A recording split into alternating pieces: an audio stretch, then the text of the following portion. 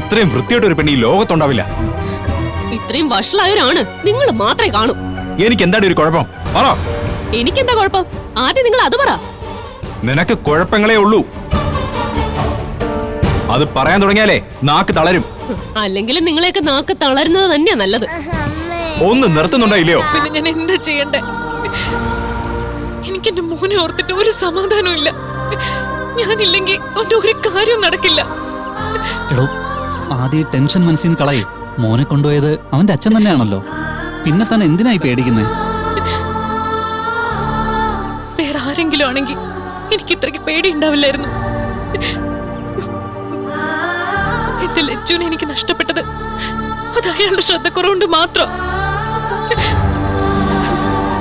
ഞാൻ അവിടെ ഇല്ലാത്തപ്പോ അയാൾ എന്റെ മോനെ ഉപദ്രവിക്കും. ഞാനില്ലാതെ എന്റെ കുഞ്ഞവിടെ എത്ര സങ്കടപ്പെടുന്നുണ്ടാവോ? എടോ, അങ്ങനെ ഒന്നും സംഭവിക്കില്ല. കുഞ്ഞിന്റെ അച്ഛൻ തന്നെയാണല്ലോ അവനെ കൊണ്ടുപോയത്.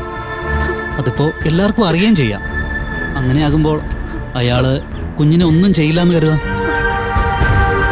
താൻ ഒട്ടും പേടിക്കേണ്ട കാര്യമില്ല. സനീഷിനെ നിങ്ങൾക്ക് അറിയാഞ്ഞിട്ടാണോ ഇങ്ങനെയൊക്കെ പറയുന്നത്? അവരെന്താ കൊച്ചിനോട് ഇപ്പൊ ഇത്ര സ്നേഹം? അല്ലെങ്കിൽ അതിനെ തിരിഞ്ഞു നോക്കാറില്ലല്ലോ. അതാ ഞാനും ആലോചിക്കുന്നത്. വസുധ കുഞ്ഞിനെ കൊണ്ട് പോയപ്പോ ഒരു കുലുക്കമില്ലായിരുന്ന ആളാ. ഇപ്പൊ പെട്ടെന്നൊരു പുത്രസ്നേഹം. അത് മാത്രമല്ല, ആ അസത്തിനെ ഒന്നും പറയാൻ പോലും അനുവദിക്കുന്നില്ല. ഞാൻ അതിനൊന്ന് വഴക്ക് പറഞ്ഞപ്പോഴേക്കും സനീഷേട്ടൻ എന്നെ കൊല്ലാൻ വന്നു. അല്ലെങ്കിൽ ആ ചെറുക്കൻ അവിടെ ഉണ്ടോന്ന് പോലും അന്വേഷിക്കാത്ത മനുഷ്യന്. ഇനിയിപ്പോ ഒരുപക്ഷെ വസുധയ്ക്ക് വേണ്ടി ചെയ്തതാവോ?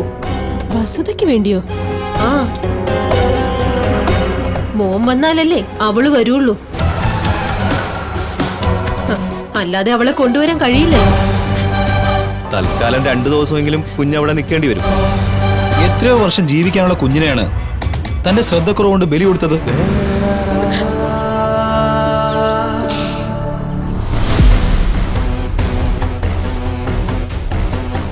പെട്ടെന്നുള്ള അച്ഛന്റെ സ്നേഹപ്രകടനം കണ്ട് പകച്ചുപോയ സച്ചൂട്ടന്റെ മനസ്സിൽ വീണ്ടും അച്ഛനോടുള്ള സ്നേഹം പൊട്ടിമുളയ്ക്കുമോ?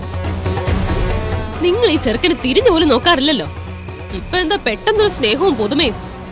വേറെ എന്തെങ്കിലും ബുദ്ധി കണ്ടിട്ടുണ്ടോ?